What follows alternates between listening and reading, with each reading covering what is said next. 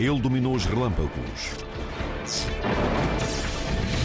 e construiu a primeira pilha a nível mundial. Criou um instrumento que inspirou Mozart, uma moeda que frustrou os falsificadores e um aquecedor que combatia os invernos mais frios. Este fundador foi um dos maiores cientistas da sua época e um inventor cuja visão ainda hoje brilha. A tecnologia de Ben Franklin em Maravilhas Modernas.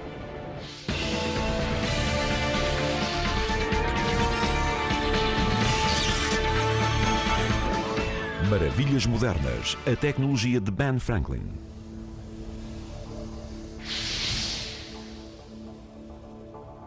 Observe o ponto mais alto de qualquer estrutura elevada e verá um instrumento de aparência comum escondido entre as antenas e os pináculos decorativos.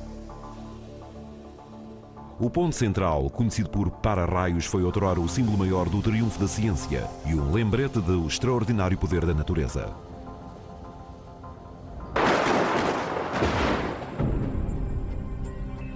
Inventado em 1749, foi a primeira aplicação prática de uma força outrora misteriosa conhecida como eletricidade. Hoje em dia, os para-raios protegem milhões de estruturas, de grandes e pequenas dimensões, se tivermos em conta apenas os Estados Unidos. Podem encontrar um no topo do número 1 do Liberty Place, o arranha-céus de 290 metros que olha Filadélfia de cima, e onde foi inventado o para-raios pelo habitante mais famoso da cidade, Benjamin Franklin. O seu gênio científico fez dele uma figura mítica, enquanto as suas invenções práticas e discurso correto o tornaram um amigo das pessoas até aos dias de hoje.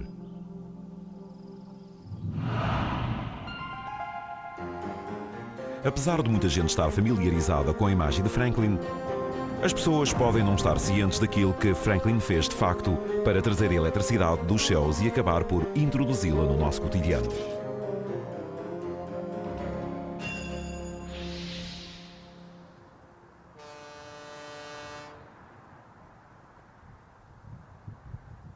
Em 1723, com 17 anos, Franklin chegou à movimentada cidade de Filadélfia. Tinha fugido desamparado da gráfica do seu irmão mais velho em Boston. No espaço de uma década, através da sua forte combinação de capacidades, trabalho árduo e sentido de negócio, Franklin emergiu como o tipógrafo líder em Filadélfia. Aos 42 anos, reformou-se como homem abastado na cidade do amor fraternal.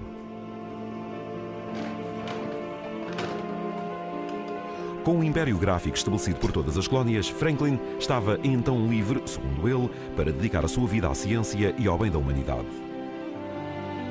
Estava-se no pico do iluminismo, na era de Voltaire, Hume e Rousseau, numa altura em que os filósofos sobrepunham a razão e os dados empíricos às sagradas escrituras e à superstição. Mas isso ainda estava em bruto e era confuso. Qualquer um era como um cavalheiro, o que queria dizer que não era necessário trabalhar para sobreviver. Era como se esperassem quase meter o nariz na ciência e penso que Franklin cresceu nessa época e não teria hesitado sequer em envolver-se ele próprio nisso. Franklin intrometeu-se na área mais fascinante da ciência do século XVIII, o estudo do fogo elétrico. Ele tinha sido atraído pela primeira vez para a eletricidade em 1743, quando testemunhou um espetáculo de excentricidades elétricas levado a cabo por um visitante escocês. Antes do aparecimento de Franklin, a eletricidade fazia parte de um género de truques de salão com pessoas a criarem eletricidade estática e a fazerem faíscas, mas Franklin tentou torná-la útil. À semelhança de um criador tecnológico do século XXI, Franklin comprou ou construiu todos os engenhos elétricos mais recentes, incluindo o gerador eletrostático. A forma como vários geradores eletrostáticos funcionam é que, ao rodarmos este tambor, ele vai buscar eletrões, carga elétrica à placa. A carga é transferida através da torre de descarga e vem para a frente da torre de descarga neste ponto que aqui temos, onde se vê um pequeno parafuso. O aparelho de Franklin foi criado de uma forma mais vertical e utilizava uma esfera de vidro com dedos de metal e uma tira de pele para gerar eletricidade estática. Franklin podia então recolher a eletricidade num recipiente de vidro e de metal designado garrafa de Leyden para utilização em experiências. Franklin começou as suas experiências elétricas a sério em 1745. Em apenas 7 anos, viria a transformar a eletricidade desde um truque de salão até uma ciência revolucionária. A revolução teórica mais significativa de Franklin foi a de ter determinado que tudo no mundo contém eletricidade. A eletricidade não é criada a partir do ar simples. Na verdade, ela provém de uma coisa que parte para outra e todo o sistema permanece sobre uma quantidade constante de eletricidade que apenas se move de um ponto para o outro. Esta foi uma grande revolução para aquela época porque as pessoas não tinham ideia de onde vinha a carga elétrica. Conhecido atualmente como o princípio da conservação da carga elétrica, ele tornou-se a espinha dorsal da ciência elétrica moderna. Franklin desafiou igualmente a teoria dominante de que existiriam 2 tipos diferentes de eletricidade. A teoria dizia que ambos se juntavam e que um anulava o outro. Franklin apareceu e disse: bem, não acho que seja assim. Penso que existe apenas um fluido, mas que pode ter carga positiva ou negativa e que assim pode passar de um objeto para outro. Ao improvisar com as suas garrafas de Leyden, Franklin inventou um aparelho que acabaria por se tornar um dos mais práticos de sempre. Como se pode ver, uma garrafa não fornece muita carga, por isso, uma das coisas de que Franklin se lembrou de fazer foi interligar uma série de frascos para que houvesse uma grande quantidade de carga num ponto. Ao fazer isso, ele podia gerar uma descarga elétrica muito maior. Franklin chamou pilha ao seu dispositivo. Numa ocasião, pelo menos, a pilha deixou o seu inventor inconsciente.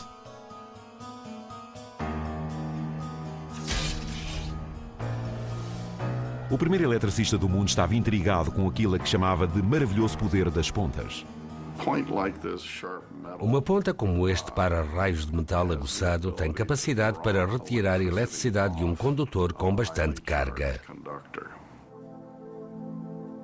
Franklin acreditava que, munido do poder das pontas, poderia ser o primeiro a provar que as faíscas elétricas no seu laboratório e os relâmpagos que vinham das nuvens eram a mesma coisa. Ele tem uma passagem maravilhosa no seu livro. Diz que sejam feitas as experiências. Então apareceu com uma experiência, a experiência Franklin, de verificar se um para-raios retira a carga do fundo de uma nuvem. Neste livro sobre eletricidade, Franklin descreveu aquilo que viria a ser conhecido como a experiência da guarita. Um francês, Thomas François Dalibard, que tinha traduzido o livro de Franklin, decidiu fazer a experiência. Um para-raios de metal aguçado encimava um telheiro de madeira que protegia o observador da chuva.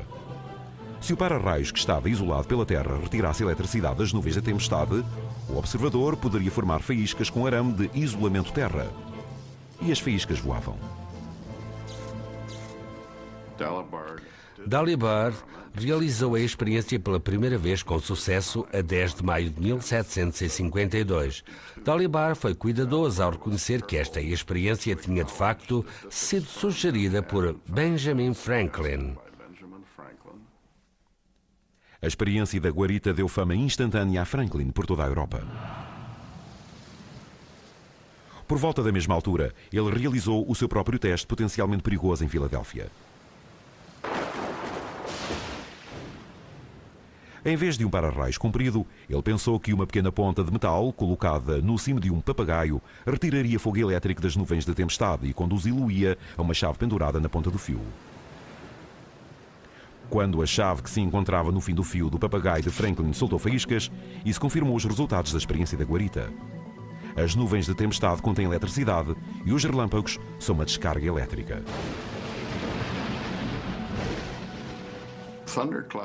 As nuvens da tempestade ficam eletrizadas por processos que ainda estamos a tentar compreender melhor. Mas o que sabemos é que sempre que as nuvens da tempestade contêm tanto partículas de gelo como de granizo e gotas de água líquidas bastante geladas, essas nuvens geram uma grande quantidade de eletricidade através de colisões entre as partículas de granizo, os cristais de gelo e na presença da água bastante gelada.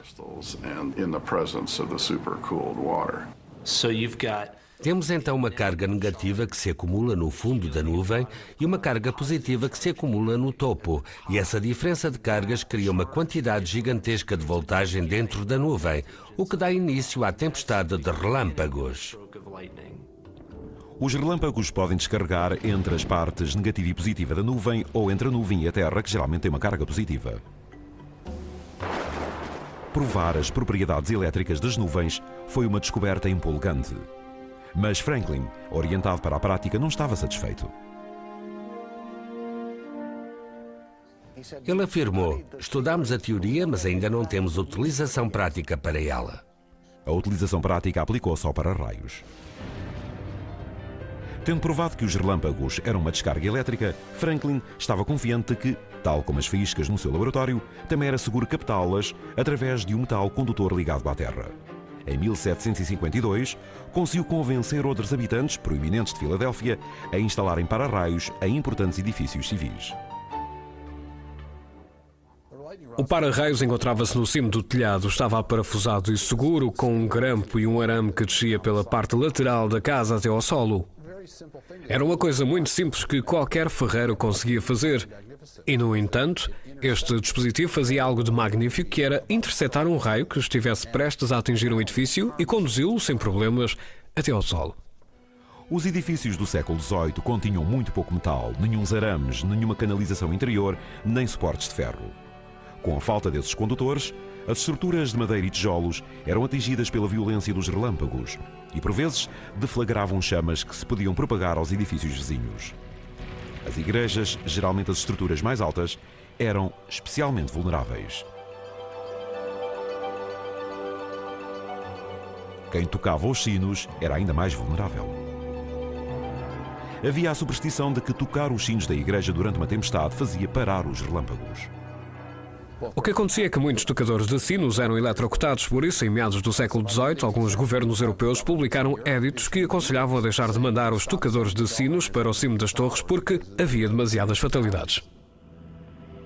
No entanto, muitos clérigos opuseram-se ao uso do para-raios, acreditando que era insolente, se não herético, intervir na expressão maior da ira de Deus. O que Franklin disse às pessoas, basicamente, foi que Deus não se importa se pusermos telhados sobre as nossas cabeças para afastar a chuva. Por isso também não se irá importar se erigirmos um para-raios para proteger as nossas famílias. O discurso funcionou. Os para-raios proliferaram de forma constante por toda a América e Europa.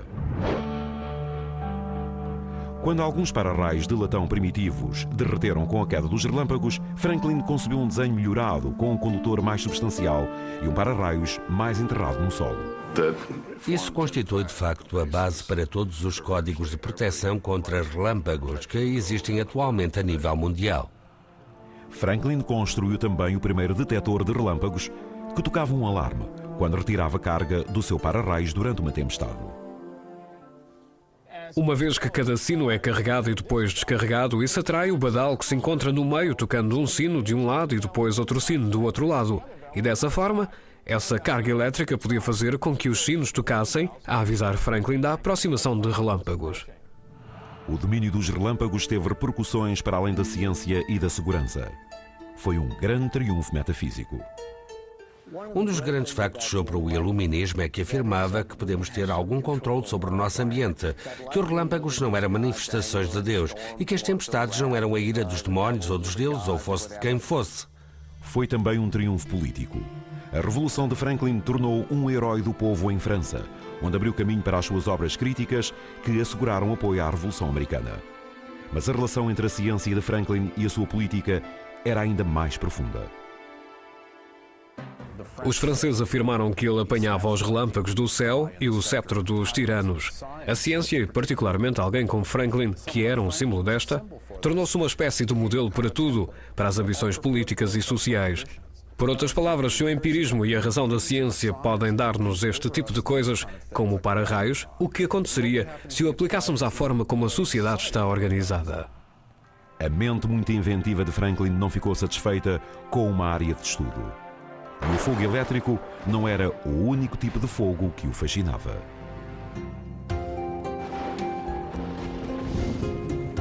Ele viria a passar metade da sua vida a melhorar as formas de aquecer os lares das pessoas.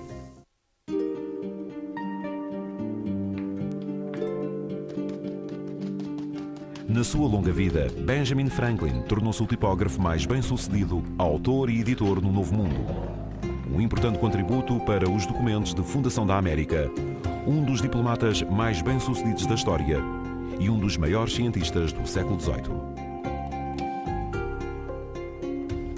No entanto, o seu interesse mais duradouro, que se estendeu por 6 décadas, foi como construir uma lareira de excelência tecnológica. A obsessão teve início em 1739. Quando não estava a trabalhar no seu império gráfico ou a prestar serviço como ministro dos Correios em Filadélfia, Franklin trabalhou num desenho para melhorar a lareira aberta preferida pelos colonizadores ingleses. Apesar da sua aparência vistosa, a lareira aberta era uma fraca solução de aquecimento para os longos invernos das colónias do norte. Tradicionalmente, a lareira aberta deixa passar a maior parte do calor para cima, juntamente com o fumo e diretamente para a chaminé. O desenho da lareira não reflete o calor para a sala e certamente não irradia calor para a sala. O desafio de aquecer uma casa de modo mais eficaz encaixava-se perfeitamente nos interesses de Franklin. Ele combinava um avanço científico do século XVIII sobre calor, as propriedades termodinâmicas do ar, com um objetivo prático, o de tornar a vida das pessoas mais saudável e confortável. Chegou mesmo a ligar-se à paixão de Franklin por aquilo que agora consideraríamos ambientalismo.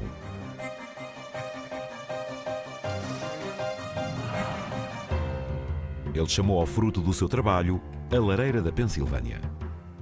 Aqui no Museu Mercer temos aquilo a que se chamou o único aquecedor original de Franklin, ou a lareira da Pensilvânia, como ele a designava, baseado no seu desenho original. O desenho de Franklin relativamente à lareira da Pensilvânia procurava combinar a eficiência do aquecedor fechado, que era típico da Europa e dos colonos alemães na Pensilvânia, na primeira parte do século XVIII, com a lareira aberta preferida pelos ingleses. Franklin reparou que os aquecedores fechados ao estilo alemão conduziam mais calor para a sala, uma vez que saíam da parede e eram feitos de ferro, que é um bom condutor. Mas a lareira híbrida de Franklin faz muito mais do que combinar um aquecedor de ferro com uma lareira aberta. A sua primeira grande inovação é a caixa de ar, uma câmara desviada que se encontrava atrás do fogo.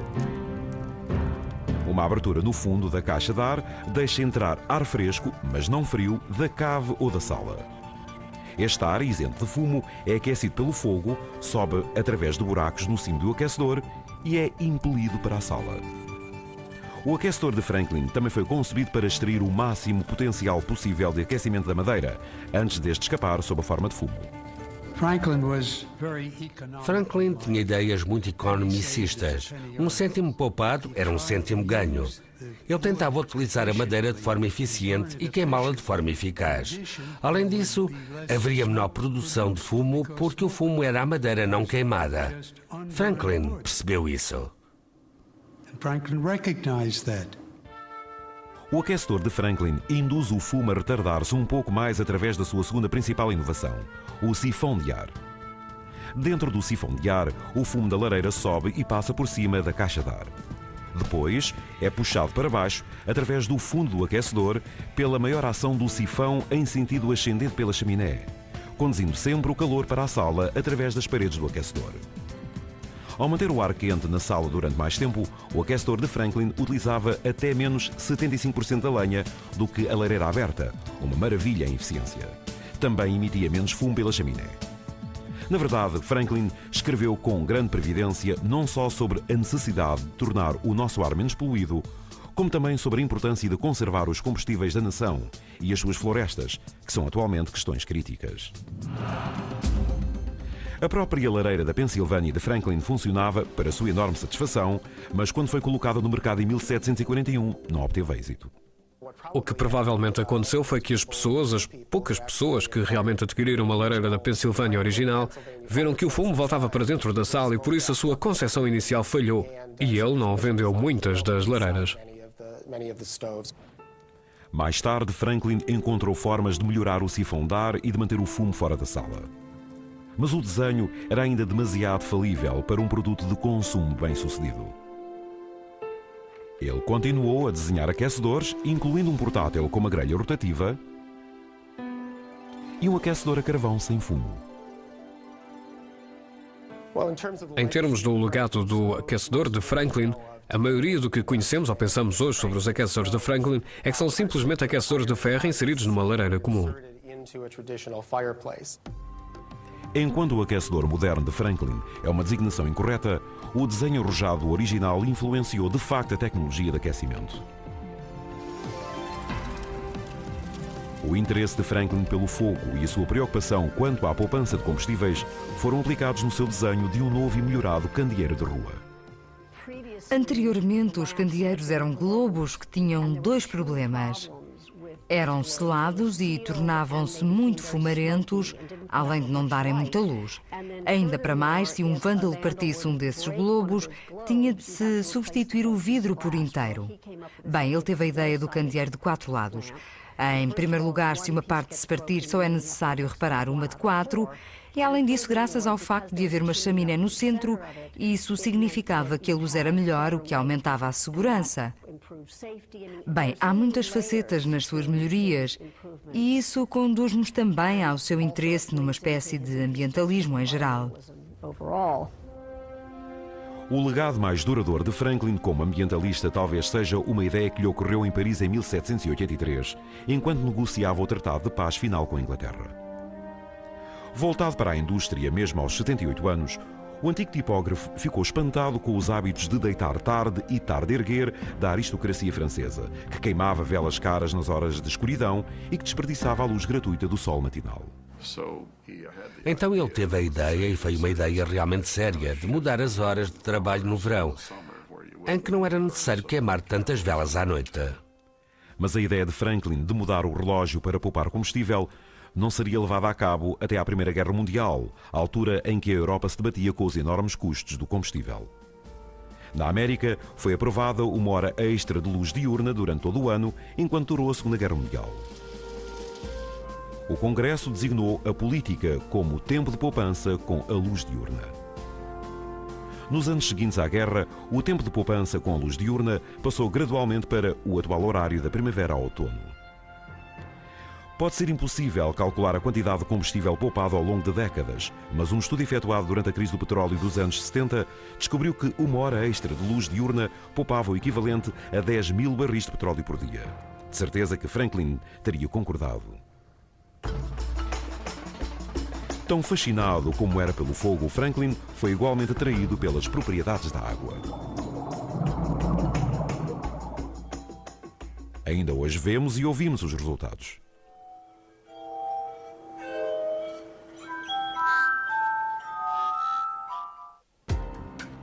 No Centro Nacional de Furacões, em Miami, os especialistas trabalham no limite das previsões meteorológicas 24 horas por dia.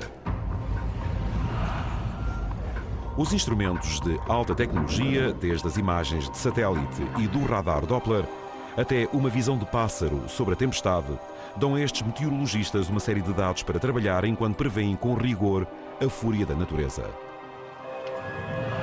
No entanto, o primeiro meteorologista moderno baseava-se apenas nos seus elevados poderes de observação. O seu nome era Benjamin Franklin. Em primeiro lugar, Franklin é realmente o pai da meteorologia porque explicou de onde vinham os relâmpagos. Portanto, só isso basta para garantir o seu lugar no firmamento dos meteorologistas. No entanto, Franklin fez algo realmente engenhoso no que toca a compreender a forma como as tempestades viajam através da América do Norte. Numa noite em 1743, Franklin estava a preparar-se para observar um eclipse da Lua, mas a sua visão foi obscurecida por uma tempestade. Até à era de Franklin diz-se que as tempestades surgiam de nordeste. Utiliza-se até a expressão nordestada porque é desta forma que o vento surge em direção à Nova Inglaterra e à Pensilvânia, quando há uma tempestade. Ele ficou surpreendido por ler nos jornais que as pessoas em Boston viram o eclipse na perfeição. Por isso, o que fez foi escrever a todos os seus correspondentes a norte e a sul do litoral do Atlântico. Ao traçar as respostas dos correspondentes, Franklin conseguiu determinar que a tempestade tinha, na verdade, caminhado de sudoeste para nordeste. Elaborou então, corretamente, a teoria de que o movimento meteorológico é controlado por diferenças de pressão atmosférica. Atualmente, a maioria das pessoas encara esta descoberta particular como a fundação da meteorologia moderna. Franklin viria a publicar algumas das previsões meteorológicas e climáticas no seu almanaque do Pobre Ricardo. Escreveu também com surpreendente rigor sobre as alterações climáticas a nível global. Durante o verão de 1783, que foi invulgarmente frio e com nevoeiro, ele poderá ter sido o primeiro a estabelecer a ligação entre as alterações climáticas e a poluição atmosférica, quando associou corretamente o tempo frio a uma erupção vulcânica que tinha acontecido uns meses antes na Islândia. Franklin chegou a especular sobre o efeito da desflorestação sobre o clima do planeta.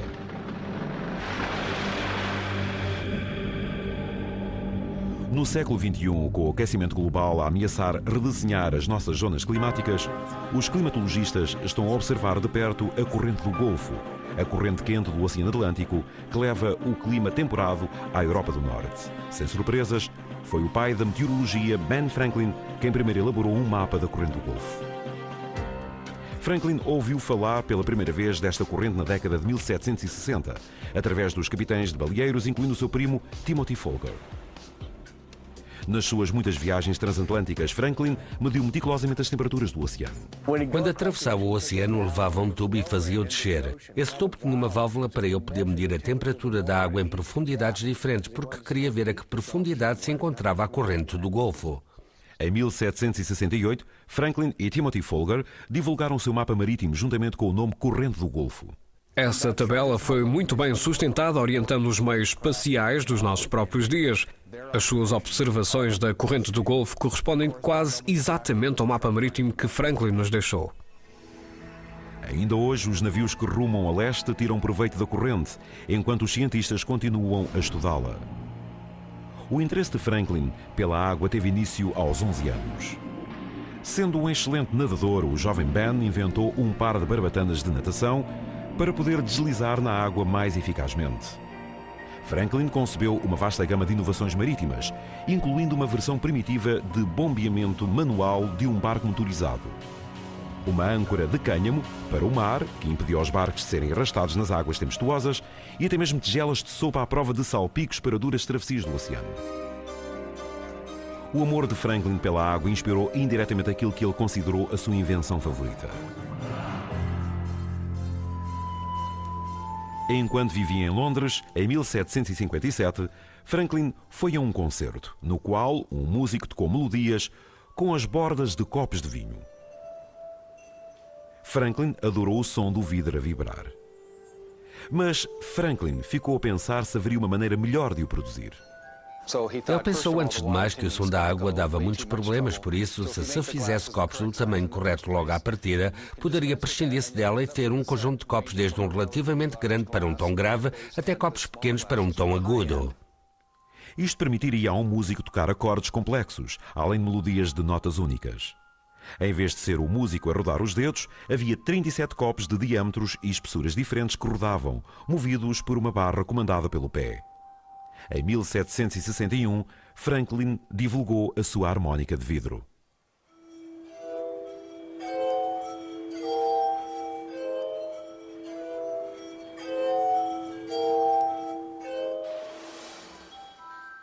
O seu som etéreo criou bastante furor na Europa. Maria Antonieta tocou o instrumento. O famoso físico alemão Franz Mesmer utilizou os tons celestiais da harmónica para hipnotizar os seus pacientes. O instrumento também hipnotizou um jovem compositor. A primeira apresentação de Mozart foi de facto em casa de Mesmer. Os Mesmer e os Mozart eram amigos. Mozart compôs 2 peças para a harmónica de vidro, incluindo esta.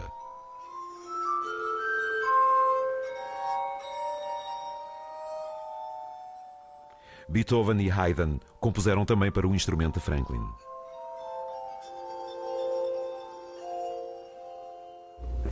O próprio Franklin distinguia-se com a harmónica e levava muitas vezes uma consigo quando viajava. Ele levou-a para Filadélfia. Há uma história com a sua mulher, Deborah, que acordou uma noite e ao ouvir a música da harmónica que era Ben a praticar, pensou que tinha morrido e ido para o céu.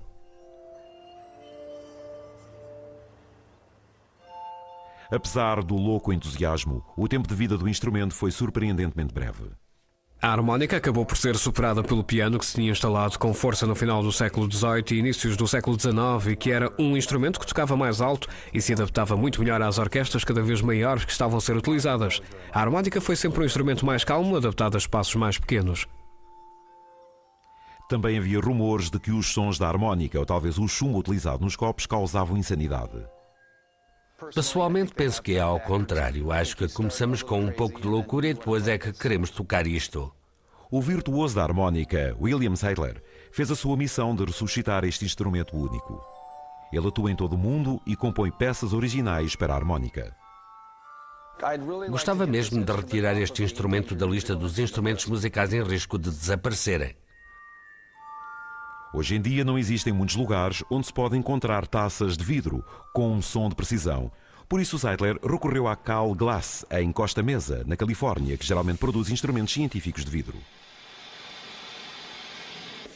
Depois de receber forma, num torno mecânico, cada taça de vidro é areada até atingir o diapasão perfeito. 28,4 também está muito próximo. Com uma nova onda de tocadores de harmónica e de fabricantes, este instrumento da época do iluminismo poderá estar pronto para hipnotizar novamente o mundo.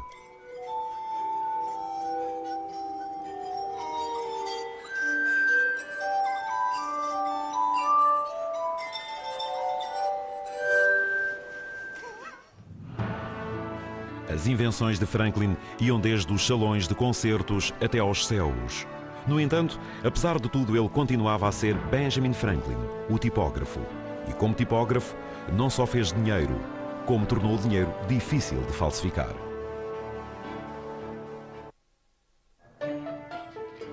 É inteiramente justo que um dos mais cobiçados pedaços de papel e um dos mais difíceis de imitar tenha a imagem de um dos maiores tipógrafos da história.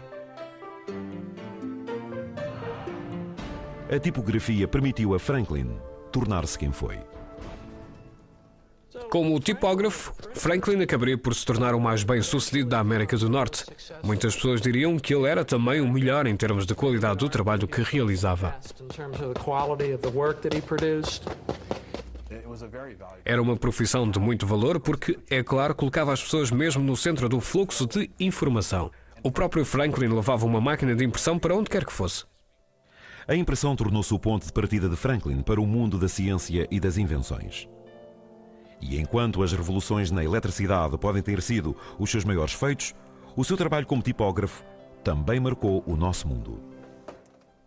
O seu verdadeiro ganha-pão era a Gazeta da Pensilvânia, que era a sua principal fonte de rendimento. Era o jornal mais vendido nas colónias. As pessoas assinavam-no, não apenas em Filadélfia e na Pensilvânia, mas também nas 13 colónias. Franklin abriu tipografias satélite nas colónias e, como ministro dos Correios das colónias, pôde ligar as suas tipografias ao serviço de correios. A combinação da rede de tipografia e correios era, para aquele tempo, a rede de comunicações mais avançada em todo o lado. Não apenas nas colónias, mas Bem, pode dizer-se que mesmo na Europa não havia nada tão arrojado nem sofisticado. As inovações de Franklin na tecnologia da impressão surgiram na área da moeda. A sua primeira inovação, aos 22 anos, foi convencer a colónia da Pensilvânia de que o dinheiro em papel era uma boa ideia. Sendo um tipógrafo, ele estava ansioso por lhe ser atribuída a impressão da moeda e, como indivíduo inteligente que era, publicou às suas próprias custas um panfleto expondo a sua ideia de que deveria haver mais papel-moeda do que havia na altura. Adivinhem a quem foi entregue a impressão? A ele. Franklin iniciou uma batalha contra os falsificadores que duraria toda a vida. Numa época em que todas as colónias tinham a sua própria moeda, uma grande operação de falsificação poderia desestabilizar a economia da colónia. As primeiras estratégias de Franklin contra a contrafação incluíam ornamentação, fontes difíceis de encontrar e uma ameaça não tão subtil. Ele também teve a ideia de pegar em mica granulada e de a embutir e pressioná-la no papel. Bem, ele estava sempre a ter novas ideias. O maior contributo de Franklin para a moeda à prova de falsificação foi a sua introdução da impressão de folhas. Eu tive a ideia a partir deste livro que viu na biblioteca de James Logan. Viu o livro e ficou fascinado. Ele e os amigos voltaram à tipografia e começaram a fazer impressões de folhas da natureza em grandes folhas de papel que ele usava para divulgar informações botânicas aos seus amigos de Londres, que estavam ansiosos por receber conhecimentos sobre plantas americanas. Franklin apercebeu-se que, tal como numa impressão digital, todos os padrões das folhas de plantas são únicos e, dessa forma, impossíveis de copiar. Então lembrou-se de criar chapas de cobre moldadas a partir de folhas verdadeiras e utilizou essas impressões de folhas para fazer o papel em que imprimiu a moeda. Ninguém sabe ao certo como é que Franklin fez estas chapas de gravação. Ele teria de comprimir as folhas num molde de gesso fino e depois despejar o metal derretido para formar a chapa de gravação. Mas havia um problema. O metal derretido iria quebrar o gesso. Existe uma teoria de que Franklin terá utilizado um material isolante, talvez pó de tijolo ou amianto, para evitar que o molde se partisse. Apesar de ele ter divulgado todas as suas outras invenções livremente, não o fez com esta porque, obviamente, os falsificadores a teriam usado. Os complicados desenhos gravados que temos atualmente no nosso dinheiro, tal como nos padrões e veios dessas folhas, julgo que são diretamente inspirados nas impressões de folhas de Franklin.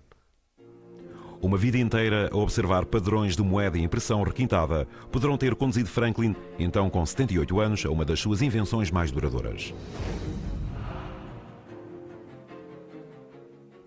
A invenção surgiu da sua frustração enquanto embaixador em França. A sua visão estava a perder-se e quase todas as noites tinha um evento social diferente, um jantar ou algo do género.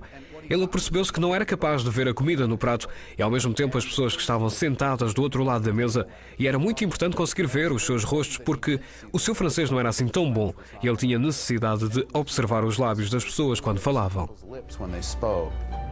Franklin percebeu que, ao utilizar os seus óculos de leitura, olhava pela metade inferior dos óculos. Com os óculos de ver à distância, olhava pela metade superior e então surgiu-lhe a ideia: cortar cada lente ao meio e juntá-las uma por cima da outra.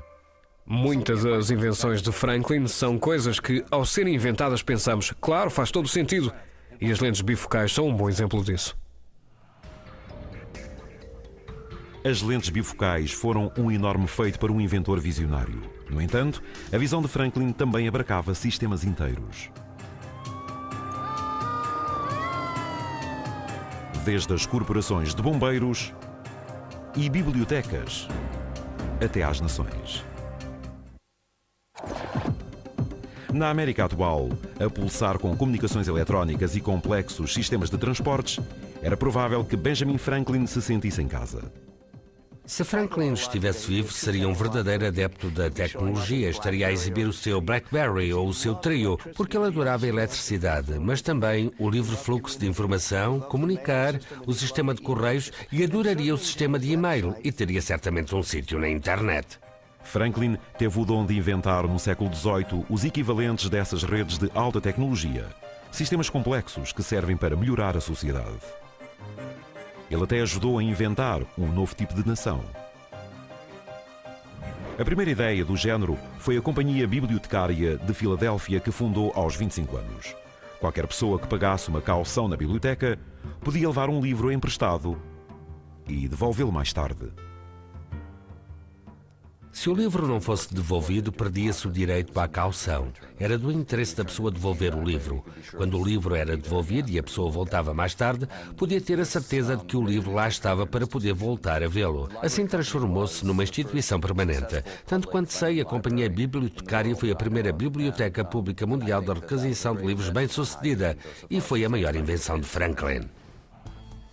Este desejo de democratizar o conhecimento para bem de todos nasceu do seu grupo de 12 amigos artífices, chamado Clube do Avental de Pele.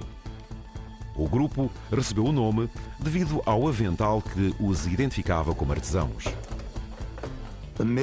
No século XVIII, eles considerar-se-iam uma classe mediana, mas para as pessoas com habilidades que não nasciam ricas, que trabalhavam com as suas próprias mãos, o propósito do Clube do Avental de Pele, ou Junta, como se passou a chamar mais tarde, era conviverem às sextas-feiras à noite a beber.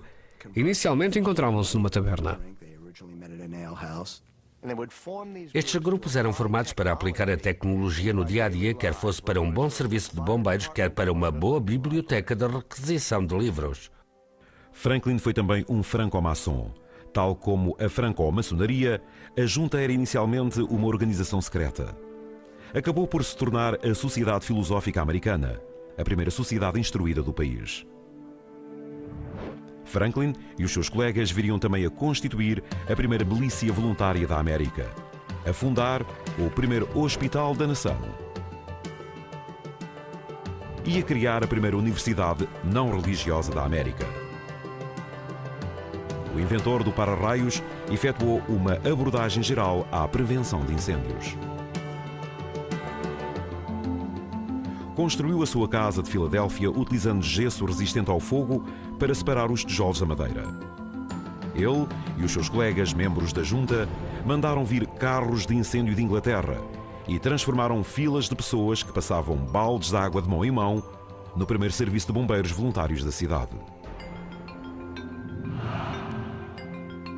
Um inovador incansável em cada fase da sua carreira, o ministro dos Correios Benjamin Franklin modernizou o sistema de correios da colónia. Ele estabeleceu uma estrutura para todo o sistema postal que incluía a criação de postos de correios, o mapeamento das estradas, que passava pela determinação das distâncias entre postos de correios e também por estabelecer valores para diferentes serviços nos percursos postais. Post offices and also setting rates for different increments along the postal routes. Do you know that Sabiam que durante a sua época ele melhorou a eficiência no sentido em que uma carta passou a demorar um dia a chegar de Filadélfia a Nova Iorque? Temos a sorte de ter este serviço hoje em dia. No entanto, o maior sistema que Benjamin Franklin inventou foi os próprios Estados Unidos. É claro que ele não foi o único inventor, mas a partir das suas primeiras tentativas de unir as colónias na década de 1750, através do seu brilhante tratado de amizade com França, até ao seu grande compromisso em 1787, com a criação de 2 casas de congresso, Franklin foi o grande unificador. Um dos princípios científicos de Franklin era a unificação. Ele adorava unir coisas, por isso criou uma teoria única da eletricidade. Mas isto aplicava-se também à política porque ele queria unir as colónias. Ele gostava de reunir as pessoas. A mão de Franklin, o cientista, pode ser mais bem reconhecida nas suas notas no primeiro rascunho da Declaração da Independência. O rascunho original de Thomas Jefferson dizia que estas verdades são para nós sagradas e inegáveis. Franklin substituiu a linguagem religiosa por uma frase retirada da observação científica. Verdades que dispensam explicações. Era esta a linguagem de Franklin. A linguagem de Newton tratava-se de linguagem científica. É neste sentido que o para-raios e a grande experiência americana em democracia estão interligados. Tal como Franklin, o cientista, e Franklin, o pai fundador, são uma e a mesma pessoa. Versão portuguesa Santa Claus Audiovisual.